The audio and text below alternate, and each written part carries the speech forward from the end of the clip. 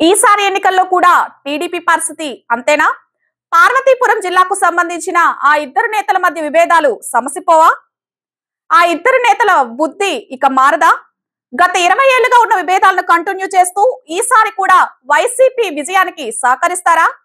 ఆ ఇద్దరు నేతల మధ్య ఉన్న విభేదాలను పక్కన పెట్టే ఆలోచన ఇద్దరికీ లేదా? ఇంతకీ ఆ నియోజకవర్గం ఏది? ఆ నాయకులు ఎవరు? పార్వతీపురం మన్యం జిల్లా సాలూరు నియోజకవర్గం.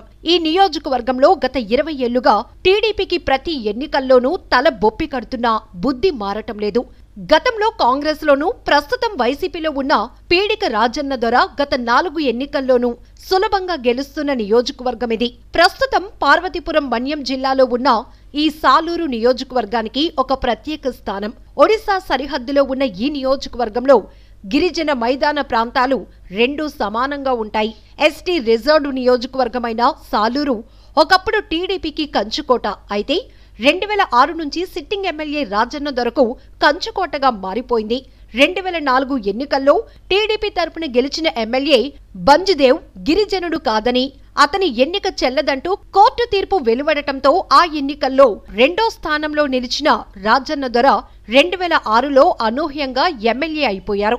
2006లో హైకోర్టు తీర్పుతో పదవి వచ్చినా ఆ తర్వాత జరిగిన 2009 ఎన్నికల్లో కాంగ్రెస్ పార్టీ తరపున, 2014, 19 ఎన్నికల్లో వైసీపీ తరపున వరుసగా గెలిచి సాలూరును సుస్థిరం చేసుకున్నారు రాజన్న దొర.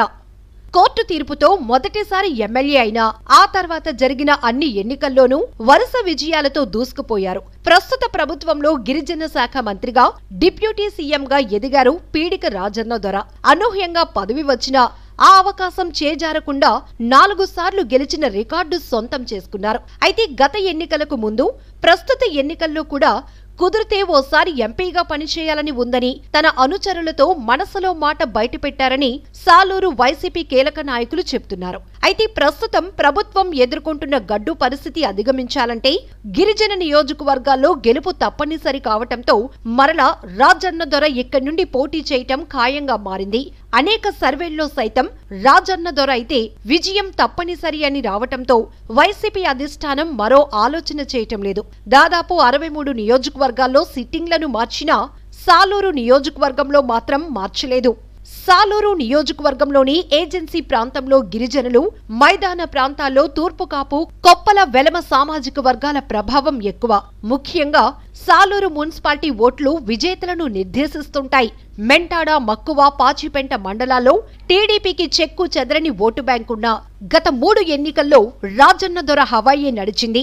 2004 నుండి 2019 వరకు గెలుస్తూ వస్తున్న రాజన్న దొరకు ప్రస్తుతం తిరుగులేకపోయినా సాలూరు పట్టణంలో గ్రూపు తగాదాలు మాత్రం కాస్త ఇబ్బందిగా మారాయి. ముక్కుసూటితనంతో వ్యవహరించటం, సమస్యలపై వేగంగా స్పందిస్తారని మంచి పేరు ఉండటం, అధిష్టానానికి విధేయుడుగా ఉండటంతో రాజన్న దొరకు మంత్రి పదవి వరించింది. అదే ఈ ఎన్నికల్లో పోటీకి మార్గం సుగమం చేసింది.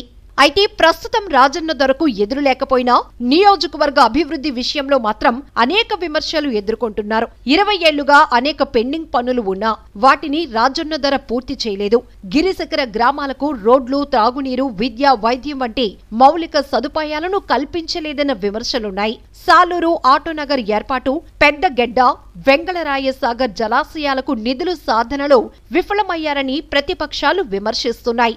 ముఖ్యంగా రోడ్లు లేక గిరిజన గ్రామాల్లో ఇప్పటికీ పెద్దగెడ్డ, ముఖ్యంగా రోడ్లు లేక గిరిజన గ్రామాల్లో ఇప్పటికీ డోలీలనే ఉపయోగిస్తున్నారు. అత్యవసర సమయాల్లో వైద్యం అందక గిరిజనులు తీవ్ర ఇబ్బందులు ఎదుర్కొంటున్నారు. ఇవన్నీ రాజన్న దొరకు సమస్యగా మారాయి.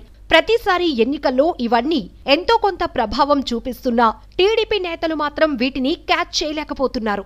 రాజన్న దొరపై ఉన్న వ్యతిరేకతను తమకు అనుకూలంగా మార్చుకోలేకపోతున్నారు.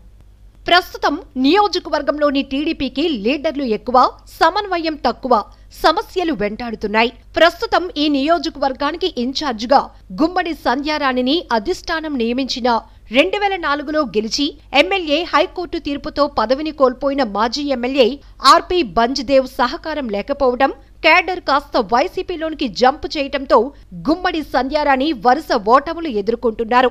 గుమ్మడి సంధ్యారాణి, బంజ్దేవుల మధ్య విభేదాలు రాజన్న దొరకు ప్లస్ అవుతున్నాయి. బంజిదేవ్ ఇన్ఛార్జ్ పదవిని ఆశించటం, గుమ్మడి సంధ్యారాణి గెలిస్తే తనకు నియోజకవర్గంలో ముప్పు వస్తుందేమో అన్న నెపంతో గుమ్మడి సంధ్యారాణికి సహకరించటం లేదు. ప్రస్తుతానికి ఈ ఇద్దరూ కలిసే కార్యక్రమాలు చేస్తున్నా కేడర్ మాత్రం 2 వర్గాలుగా విడిపోయింది. ఉన్న 4 మండలాల్లో ఇక బంజిదేవ్ కు పట్టున్న కొన్ని గ్రామాల్లో సంధ్యారాణి నాయకత్వాన్ని కేడర్ అంగీకరించడం లేదు. 2006 వరకు బంజిదేవ్ ఎమ్మెల్యేగా పనిచేసిన కాలంలో టీడీపీకి సాలూరులో గట్టి పట్టు ఉండేది. ఆయన ఎమ్మెల్యే పదవి పోయాక పరిస్థితి పూర్తిగా తలకిందులైంది.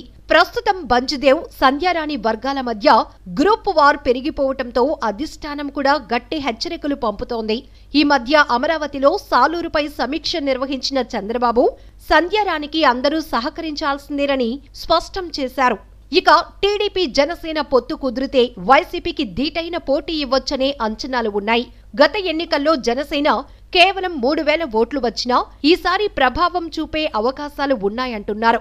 ఇక బీజేపీ వామపక్షాలు ఈ నియోజకవర్గంలో చెప్పుకోదగ్గ పరిస్థితులు లేవు. ప్రధానంగా వైసీపీ టీడీపీ మధ్య పోటీ కనిపిస్తోంది. టీడీపీ క్యాడర్ ఏకతాటిపై నడిస్తేనే వైసీపీకి పోటీ ఇచ్చే పరిస్థితి కనిపిస్తోంది. అదే సమయంలో వైసీపీలో కూడా వర్గ విభేదాలు టీడీపీలో ఆశలు పుట్టిస్తున్నాయి. ఇలాంటి పరిస్థితిలో ఎన్నికలకు మరో నెలన్నర సమయం మాత్రమే ఉండటంతో టీడీపీలోని 2 గ్రూపుల గొడవలపై దృష్టి పెట్టి ఏకతాటిపై సమన్వయంతో వెళ్లాల్సి ఉందని నియోజకవర్గంలోని క్యాడర్తో సహా టీడీపీ సానుభూతి పరులు గుసగుసలాడుకుంటున్నారు.